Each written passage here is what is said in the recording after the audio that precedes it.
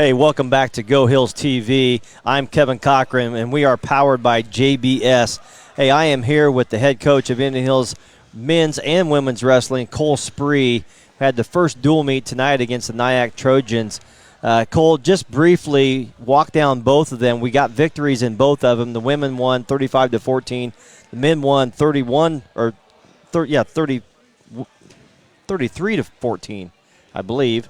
And just first dual meet results. What do you think overall? We got a little work to do. Yeah, and we're young. And, in junior college you're young all the time, and it's definitely not a complete team yet on either side. We're dealing with some, getting some of our transfers ready to go for second term and getting some kids healthy. And, Matthew Lewis, he stepped out there and, I don't know, probably practiced a handful of times this year so far just because he's been hurt. And so that was gutsy performance, stepping up and getting up a weight class. Up a weight class. I gave it up, gave him the decision what he wanted to do there.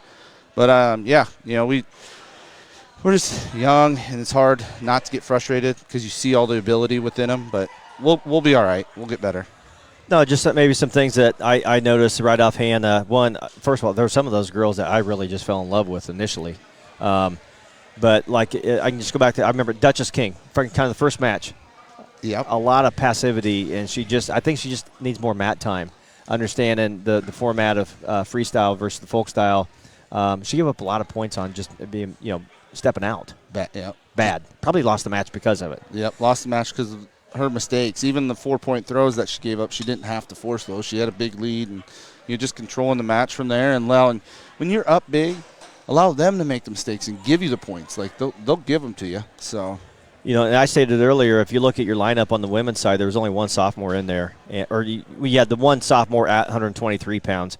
Otherwise, all freshmen. Yeah. And this heavyweight from, where's she from? Eliana Bomarito.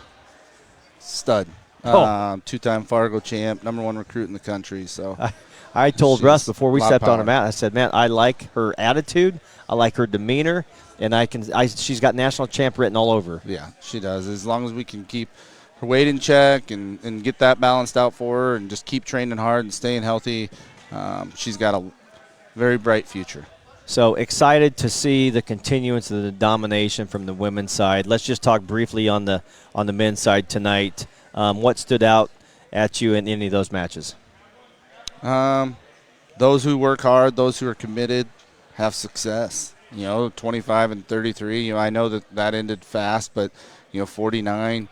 Dawson didn't have it, but that bottom half of the lineup, that's our heart right now. They're the ones that are working hard. They're the ones that have been coachable, and Dawson got his butt kicked, but he'll be back. I have faith in that kid. That's why I put him out there. I know he could be a relevant factor, whether it's this year or next year. I know he'll be in there, but Riley went out there. He works his tail off, got a pin, and Rajay I think probably would have followed suit, but the kid got hurt early on, and then Lewis got that, and then Mikey Lonay, he got pinned in 30 seconds at 57 from that kid this weekend. So we knew he comes out big, and so that was an improvement. A little sloppy, but it's all right. Mikey will get better. And then 65, Caden Molnick's another kid. He's been like Lewis. He's just been hurt a lot this year and just hasn't had an opportunity really. And for him, he's just not seasoned, And so Lewis has something to kind of lean back on.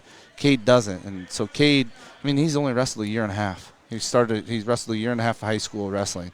And he's out there wrestling. The kid that was a state placer in 3A. He was a state placer in 1A. But he's right there. He could be really good. He just got to continue to learn. And he's a smart kid. I kind of said, to me, it just he wanted to pull that trigger. He just never would pull the trigger. He wrestled very tentative, things of that nature.